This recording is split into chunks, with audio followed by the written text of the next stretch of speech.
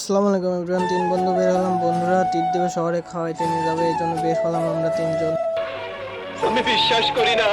সত্যি সত্যি বন্ধু অটোতে তুলে নিল, অটো থেকে রওনা দিলাম, রওনা দিয়ে অনন্ত চলে আসছি, অনন্ত থেকে আবার রওনা দিয়ে শহরের মধ্যে ঢুকে পড়লাম। আমরা শহরের মধ্যে অনেক দোকানপাট খোলা দেখতেছি, রাত 10টা বাজে, তবু অনেক দোকানপাট খোলা, অনেক আনন্দময়। ঠিক আছে, 100% ঠিক আছে।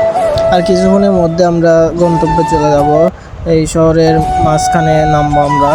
ইতিমধ্যে আমরা সঠিক জায়গায় নামলাম, শহীদ চত্বর, এবং আমরা দেখি আরেক বন্ধুর কাছে যাই, তাকে গিয়ে পেলাম না। অবশেষে আবার গন্তব্যে ফিরছি আমরা। মানে বলো কি, তুমি সত্যি বলছো? হ্যাঁ। তিন বন্ধু এনজয় করতে করতে ব্রিজের ওপারে গিয়ে দেখি নতুন নতুন কিছু আইটেম পাখির, এবং খরগোশ আছে, কবুতর আছে, অনেক সুন্দর সুন্দর, এবং অনেক মাছের আইটেমও আছে, দেখে মন ভরে গেল।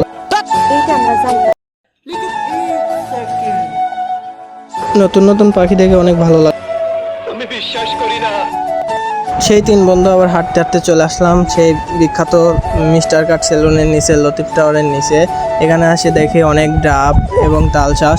আপনারা যদি খাইতে চান তাহলে চলে আসবেন লতিফ টাওয়ার। তুমি একটা কথা কইলে ভাই। ঘুরতে ঘুরতে আবার চলে গেলাম ফোনের শোরুমের কাছে। যাদের ভিভো ফোন লাগবে তারা ভিভো ফোন নিতে পারেন। ভিভো ফোন অনেক ভালো, অক্ষয় ফোন, এর মতন ফোন হয়। মানে বলো কি, তুমি সত্যি বলছো?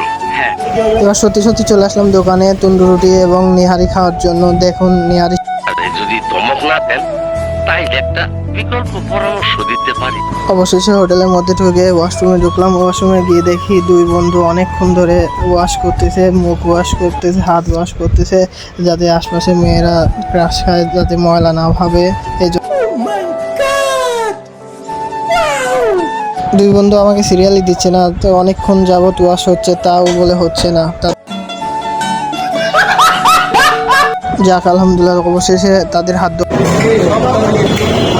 আমার বন্ধু সিরাজুল আজকে আমাকে চ্যালেঞ্জ করছে, আমরা আজকে কয়টা রুটি খাবো, আনলিমিটেড খাওয়ার অফার করছে আমার বন্ধু সিরাজুল।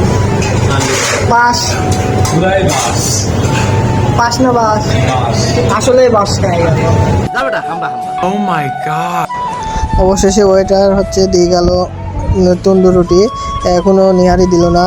এই জন্য আমার বন্ধু অনেক ক্ষুধা পাইছে, এর লেগা দেখেন অন্য বন্ধুর থেকে তন্দুর রুটি নিল, তার নিজের একটা দিছে জন্য অন্যজনেরটা নিল। দেখেন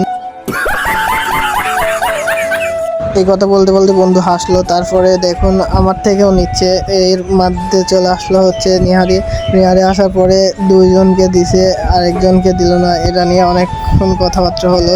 তারপরে অবশেষে ওইটাও দিয়ে গেল। ওইটা দেওয়ার পরে বন্ধু বলতেছে এটা কিন্তু সেম হয়নি, তিনটে সেম দিতে হবে, চেঞ্জ করে নিয়ে আসেন। তারপরে কী করবে, ওইটা আবার চেঞ্জ করতে গেল। আর এই বন্ধু ক্ষুধা লাগছে জন্য আগে আগে খাচ্ছে। আমিও একটু সিরে ট্রাই করলাম, দেখলাম কেমন হয়েছে। আমিও একটু ট্রাই করে দেখে অনেক সুস্বাদু হয়েছে। আপনারা ট্রাই করতে চাইলে পরে রূপকথা গলির সামনে চলে আসবেন। অবশেষে তিনজনেরকে দিয়ে গেল। এখন তিনজনই খাওয়া শুরু করলাম। তিনজনই দেখেন একসঙ্গে খাচ্ছি। ওই বন্ধুর একটু ক্ষুধা বেশি লাগছে জন্য তাড়াতাড়ি খাচ্ছে, পরে আমাকেও দিল, আমিও খাচ্ছি। আমি একটু কম খাই, এই জন্য আমার শরীরও ঠিক না। দেখেন আমি কিন্তু বেশি খাইতে পারতেছি না। ওরা কিন্তু একটা রুটি শেষ করে ফেলছে, আমি কিন্তু একটার অর্ধেকও খাই। আমার এই বন্ধু একটু লজ্জাবোধ করতেছে। আমি বললাম যে মুখে নে, ও মুখে নিতে গিয়ে ভয় পাচ্ছে, কারণ আমি ভিডিও করতেছি। মনে হচ্ছে তুমি সদ্য নবজাত শিশু, কিছুই বুঝো না, কিছুই জানো না।